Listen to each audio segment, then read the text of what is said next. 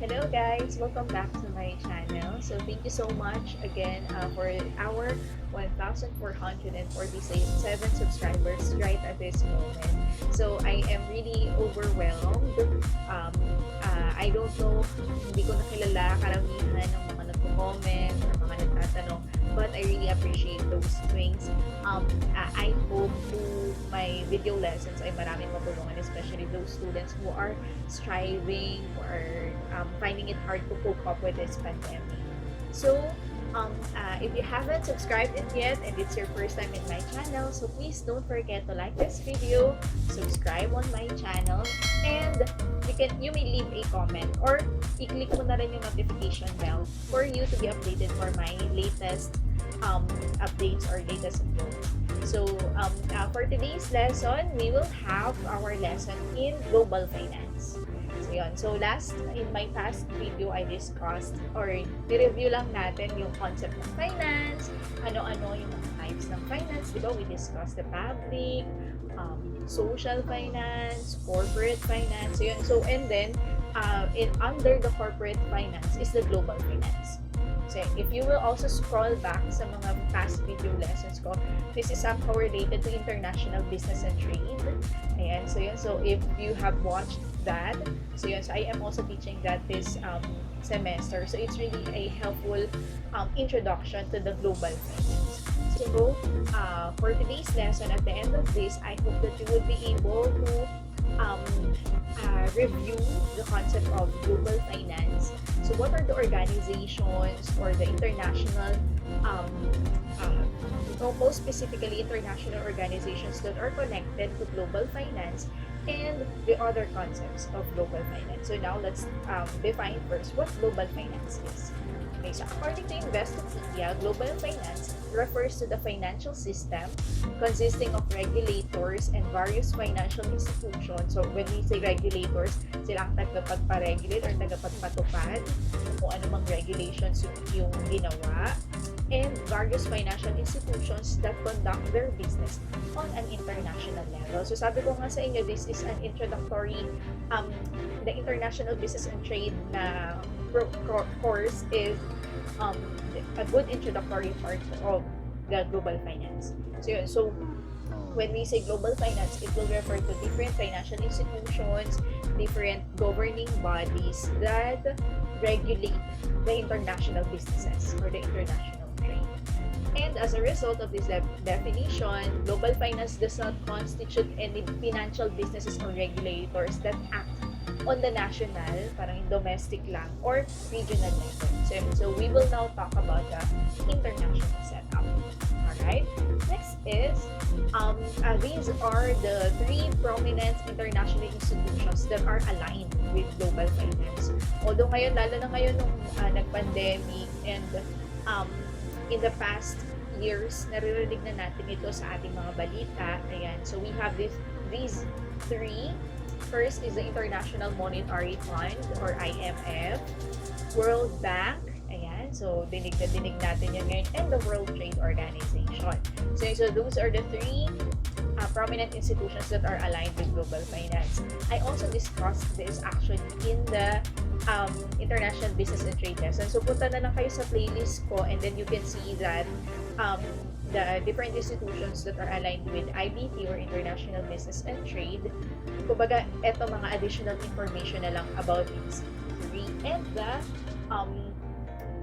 latest na mga issues or latest na mga news that I found on the internet that is aligned, especially here in our setup in the Philippines.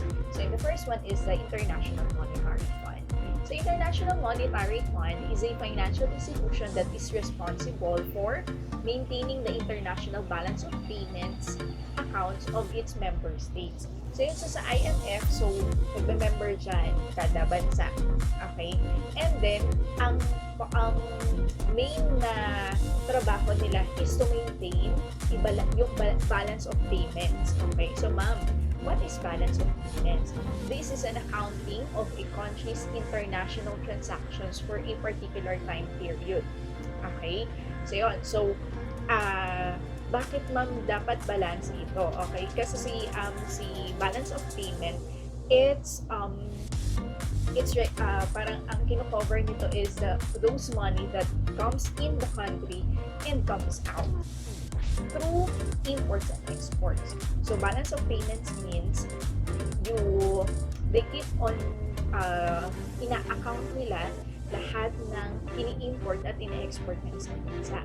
Ano pong ano nito? Parang ano pong implication? So, syempre, di ba, napag-aralan naman na din natin, or if you may know, if the country is importing more kesa sa nag-export sila or naglalabas sila ng product sa bansa nila. Kasi when we say import, expense yan ng bansa. Bumili sila. When we say export, naglabas sila ng product nila sa ibang bansa, ibig sabihin, may income. So yun, nagbenta sila sa ibang bansa. So yun, kapag mas malaki yung pumapasok or binibili nyo kesa sa lumalabas or kesa sa binibenta nyo or kesa sa income nyo, para siyang in layman's term, for example, ako I am working and then mas malaki yung gastos ko kesa sa income ko.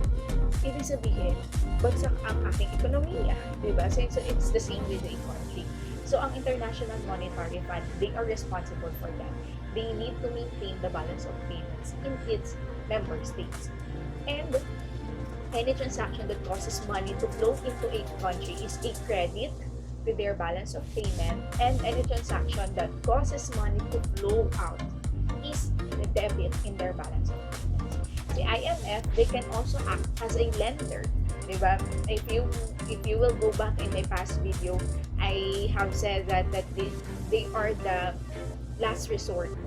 Si IMF ang last resort kung wala na talaga doon sa mga country na member nila na nasa financial distress, nasa recession, nasa crisis, due to currency crisis, pwedeng currency crisis or struggles nila that revolve around meeting the balance of payment. Ayan, doon pwede silang mangutang, okay, to the International Monetary Fund. Alright, so yun. So I will show you these latest news about the IMF relating to Philippine economy. So yun, so it says here that IMF slashes 2021 PH growth forecast to 3.2%. Ibig sabihin, ano to parang dahil balance of payment and this is with regard to the import and the export. So they are a study.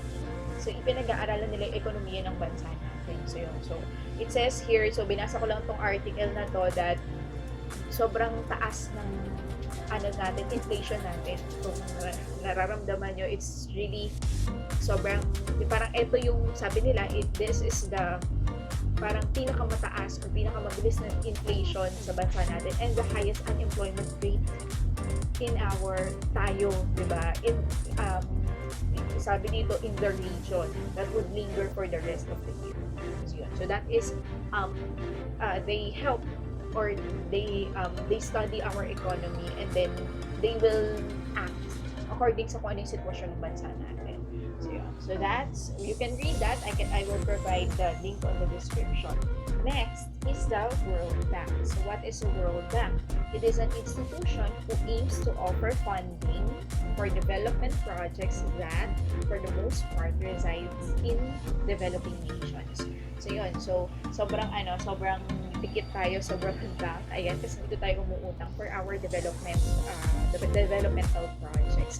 Especially, ang ina-assist talaga nila is yung mga third world country or yung mga less developed countries. So yun, kasi syempre, we don't have enough capacity, madalas, di ba, to fund para sa development ng bansa natin. And also, the World Bank assumes the credit risk of these developing nations. The World Bank will provide financing to projects that otherwise would not be able to access such funding.